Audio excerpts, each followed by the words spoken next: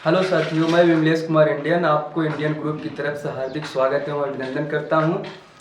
जैसे कि आप लोग मैथ से जो भी आपको डर था, जैसे कुछ स्टूडेंट्स होते हैं जो हाई स्कूल के बाद मैथ किसी कारण छोड़ देते हैं, फिर बाद में कॉम्पिटिटिव एग्जाम की जब तैयारी करने लगते हैं जैसे एसएससी, बैंक, रेलवे, तो उनको मैथ में बहुत ज़्यादा प्रॉब्लम आती है।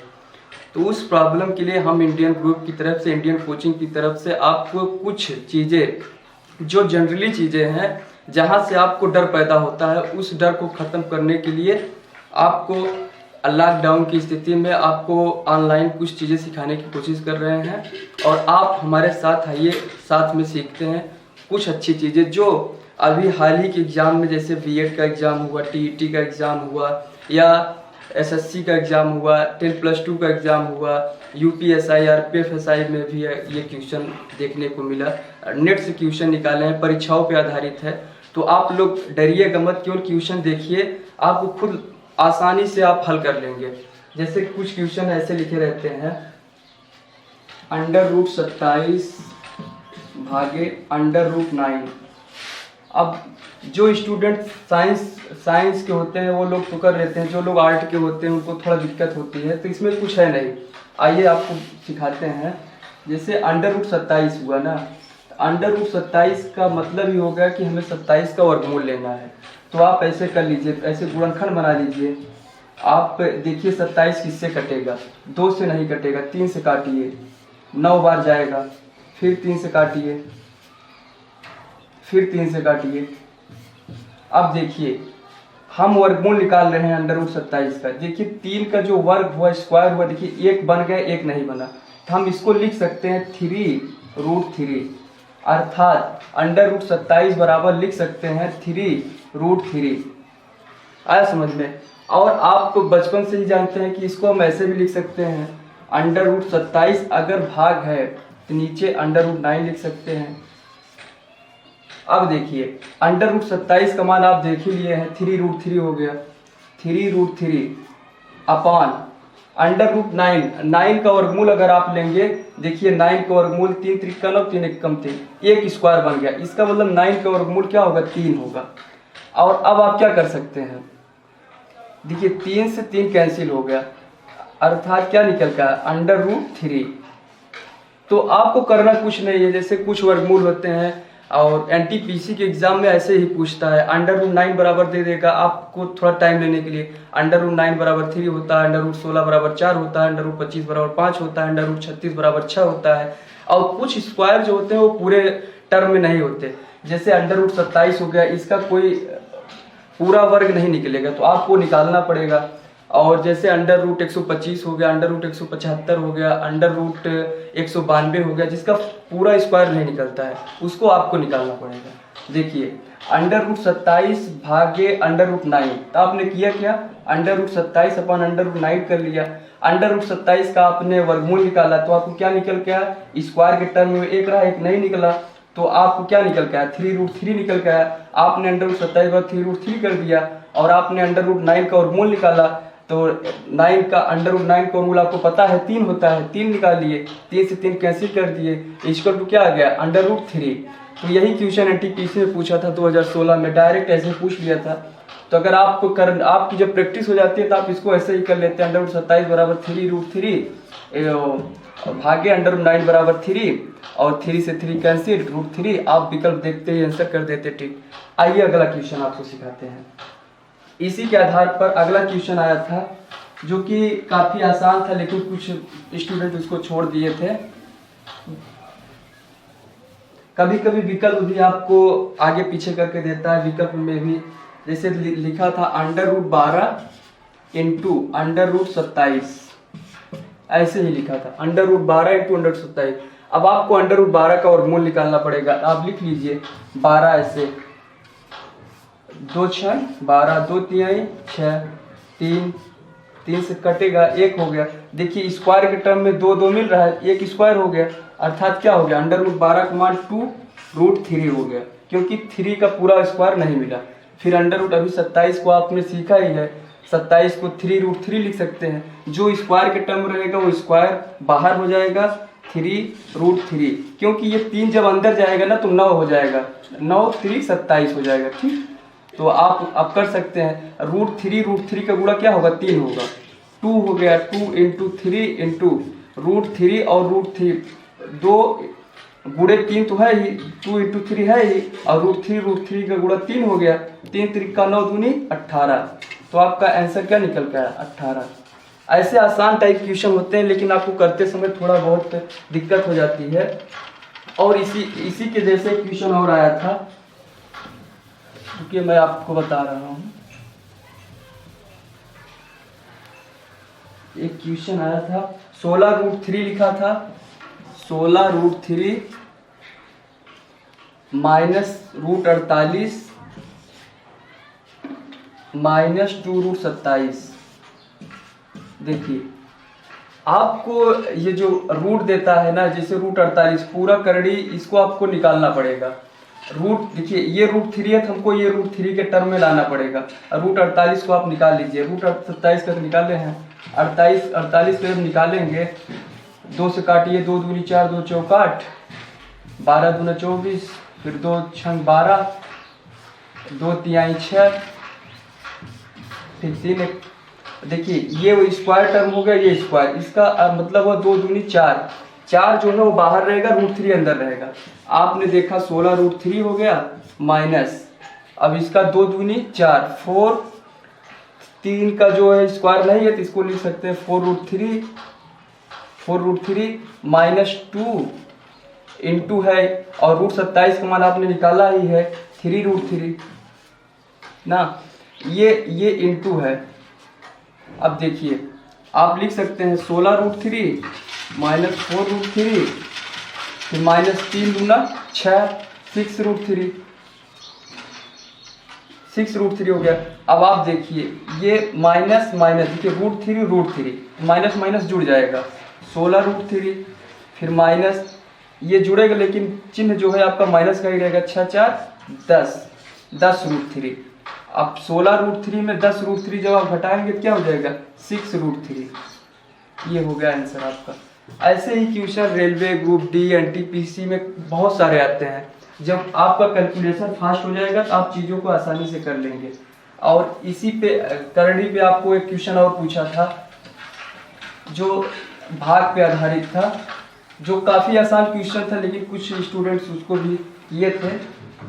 आर्ट वाले स्टूडेंट को काफ़ी दिक्कत होती है, क्योंकि उन लोगों का जो प्रैक्टिस होता है वो छूट जाता है। और आइए देखते हैं अगला क्वेश्चन।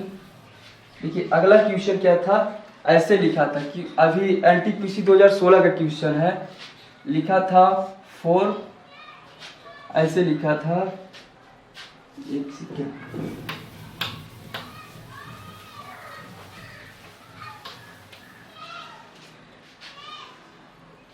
लिखा था 4 के जो 4 का जो पावर है वो 13 लिखा था, और लिखा था भाग करके 3, मतलब 4 के पावर 13 को 3 से भाग देने पर पूछा था शेषफल क्या होगा।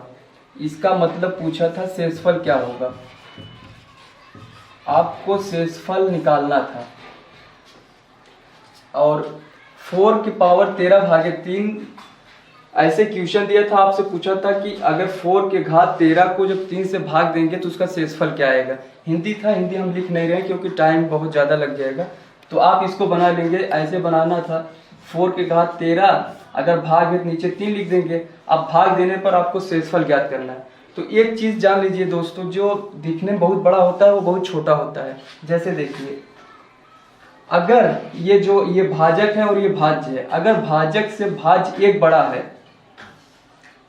है तो आप किसी भी संख्या से जब भाग देंगे, ये आधार की घात जो भी हो, चाहे 13 हो चाहे 20 चाहे जो हो, हमेशा शेष क्या आएगा, हमेशा शेषफल 1 आता है। हमेशा शेषफल क्या आता है, शेषफल हमेशा 1 आंसर होगा, शेषफल हमेशा 1। देखिए, ऐसे क्वेश्चन दिया था 4 के घात 13 भागे 3 से भाग देने पर शेषफल क्या आएगा। तो आपको जनरली कुछ नहीं करना था, आपको केवल इतना देखना था कि जो बेस है ये आधार की घात जो है 3 से भाग देना है, ये भाज्य जो है ये भाजक से 1 बड़ा है, इसलिए शेषफल हमेशा 1 आएगा, घात चाहे जो भी हो। बस इसका आंसर क्या आ गया, 4 की घात 13 को 3 से भाग देने पर शेषफल 1 होगा। अगला क्वेश्चन आइए देखते हैं। ऐसे ही थी, करड़ी पे आधारित था, लिखा था 4, क्वेश्चन लिखा था 4, हाँ ऐसे लिखा था 4 की घात -3/2 लिखा था। ऐसे क्वेश्चन लिखा था 4 की घात -3/2 का मान, 2 का मान। ये भी क्वेश्चन एनटीपीसी पूछा था क्वेश्चन, 4 की घात -3/2 का मान। तो आपको करना क्या था, जनरली आपको करना ये था, हम 4 को क्या लिख सकते हैं, 2 का स्क्वायर लिख सकते हैं। देखिए 2 दूनी 4, ये 4 पे लिख सकते हैं, जैसे था वैसे लिख देते, 3/-3/2। अब देखिए ये से ये कैंसिल हो जाता। आप जानते हैं कि घातांक पढ़ोगे तो देखिए, अगर आपको बेस अगर आपको कंप्लीट नहीं है तो आप कमेंट करेंगे तो हम आपको बेसिक से भी सिखा देंगे। लेकिन अभी ये पेपर का क्वेश्चन है, आपको देखते चलिए कि कैसे क्वेश्चन पूछ रहा है। क्वेश्चन ना टफ होता है ना इजी होता है, क्वेश्चन मॉडरेट होता है। जो भी स्टूडेंट थोड़ा अपने को लॉजिकल ढंग से सोचते हैं वो क्वेश्चन को कर ले जाते हैं। अब देखिए क्या हो जाएगा, 2 की घात -3। अगर घात अगर ऋणात्मक हो तो हम इसको प्लस करने के लिए क्या लिख सकते हैं, 1 की घात 1/2 की घात 3 लिख सकते हैं। ये जो घात माइनस है इसको प्लस बनाने के लिए। अब क्या हो जाएगा, अब आप देखिए 1/2 का घात अगर 3 है, गुणा करेंगे 2 दूनी 4 दूनी 8, 1/8। तो इसका मान क्या हो जाएगा, 4 की घात -3/2 का मान क्या हो जाएगा, 1/8। ऐसे ही क्वेश्चन होते हैं। आर्ट के स्टूडेंट को बेसिकली जो बेसिक जो होता है उनका यही थीम होता है कि वो थोड़ा लॉजिक ढंग से नहीं सोच पाते हैं, जिससे उनको गणित में डर लगता है और क्वेश्चन छूट जाता है। लेकिन अगर आपको कॉम्पिटिटिव एग्जाम देना है तो गणित के कुछ आसान क्वेश्चन होते हैं जिसमें आपको जुड़ना पड़ेगा। अगर आप इंडियन ग्रुप के साथ जुड़ते हैं, अगर आप कमेंट लिखेंगे जहाँ भी आपकी कमजोरी है हम उसको दूर करेंगे। और इसके लिए आप देखिए अगला क्वेश्चन क्या था,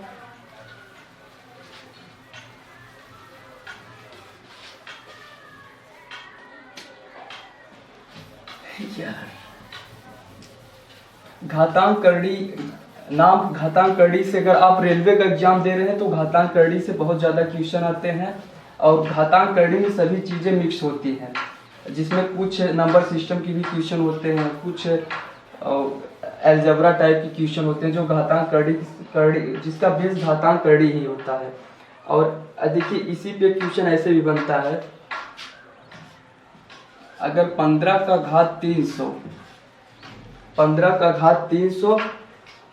बटा 16, क्वेश्चन आपको ऐसे लिखा मिलेगा, वहाँ पर ऐसे लिखा रहेगा कि 15 के घात 300 भागे 16 को अगर 16 से विभाजित किया जाए तो शेषफल क्या होगा। तो हमने गणित की भाषा में लिख दिया 15 की घात 300 को अगर 16 से भाग देंगे तो शेषफल क्या आएगा, वो डिवाइड आप बना लीजिए। देखिए इसमें एक सीधा सीधा फंडा होता है, अगर भाई ये देखिए ये भाजक है और ये भाज्य है, ये देखिए अगर इससे ये एक छोटा है तो आप तुरंत पता करिए कि इसकी घात सम है या विषम। अगर इसकी घात सम है तो शेषफल हमेशा 1 होगा। अगर इसकी घात जो है सम है तो शेषफल क्या होगा, शेषफल 1 होगा। अगर क्वेश्चन ऐसे लिखा मिले कि 15 के घात 300 को 16 से भाग दिया जाए तो शेषफल क्या होगा, जब भी ऐसा लिखा मिले तो आप ये देखिए कि ये इससे एक कम है और घात हमारा जो है सम है तो शेषफल हमेशा 1 होगा। अगर घात विषम रहे तो शेषफल हमेशा वही संख्या क्या हो जाती है, भाज्य हो जाती है। जैसे देखिए अगला क्वेश्चन में जैसे लिखा है, अगला क्वेश्चन 16 के पावर 27 प्लस 37 बाई 17, ये लिखा है क्वेश्चन। अब इसमें पूछ रहा है कि भाग देने पर शेषफल क्या होगा। अगर इसमें दिया है 16 के घात 27 प्लस 37 को 17 से डिवाइड करने पर भाग देने पर शेषफल पूछा है। देखिए जैसे 15 देखिए 16 से 1 कम था लेकिन घात सम था इसलिए शेषफल 1 हो गया। 16 देखिए 17 से कम है, लेकिन घात क्या है, विषम है। जब घात विषम हो तो शेषफल हमेशा क्या होता है, भाज्य ही होता है। ये शेषफल क्या हो जाएगा, 16 ही हो जाएगा। प्लस अब 37/17, 37/17 जब भाग देंगे 17 दूना 34, ऐसे देखिए 17 को हम 37 में भाग देंगे, 17 दूना 34, शेष क्या आया, 3 आया। इसका मतलब हो गया कि इसका शेष क्या आ गया, 3, कुल का क्या हो गया 17।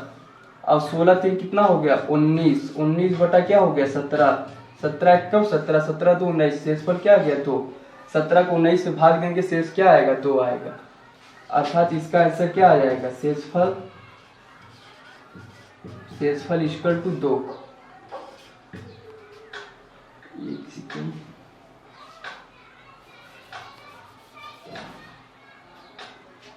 देखिए क्वेश्चन यही था कि 16 के पावर जो है 17 है, प्लस 33/17 को भाग देने पर शेषफल क्या आएगा।